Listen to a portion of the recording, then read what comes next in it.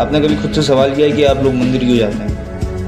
बल्कि सच बताऊं तो आप लोगों को ऐसा लगता होगा कि आप मंदिर इसलिए जाते हैं कि आपको भगवान से प्रेम है, बल्कि ऐसा कुछ भी नहीं। आप भगवान के पास मंदिर इसलिए जाते हैं कि आप सौदा करने जाते हो कि भगवान मुझे ये दे दीजिएगा, मुझे ये दे दीजिएगा, या मुझे कुछ भी तुम्हें डर हो, तुम उस चीज़ के लिए जाते हो कि भगवान इस चीज़ को सॉल्व कर दो।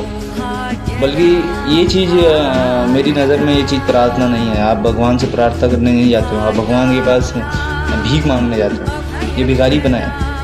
अगर कोई मुझसे पूछे what is actual meaning of the prayer, अगर मैं सच बताऊं तो एक्चुअल मीनिंग ऑफ प्रेयर का मतलब ये होता है कि अगर आप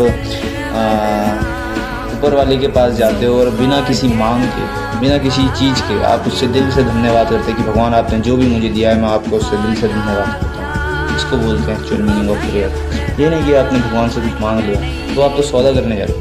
जब आपको पता है आपके परमात्मा सच में एक्सिस्ट करता है और उसे सब पता है कि आपको क्या चाहिए, तो अब क्यों उससे मांग करके आप उसकी समझ पर शक कर रहे हैं? ये तो कोई बात ही नहीं बैठती है। तो हमेशा मेरे कहने का मतलब ये है कि आप भगवान से कभी भी कुछ चीज़ मत मांगो, आप उससे धन्यवाद करो जो भी उसने आपको दिया है। चाहे उसने आपको घर दिया है, आपको खाने के लिए कपड़े दिए, चाहे उसने आपको ये शरीर ही क्यों ना दिया हो, उससे धन्यवाद करिए।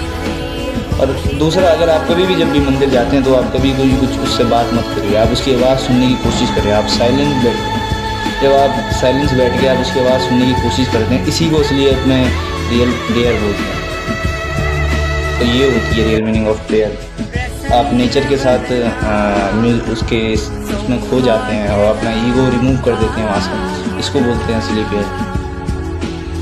तो अपने आप से सवाल करिए कि भाई ऐसा चीज़ है तो क्यों है, फिलोसोफर बनो।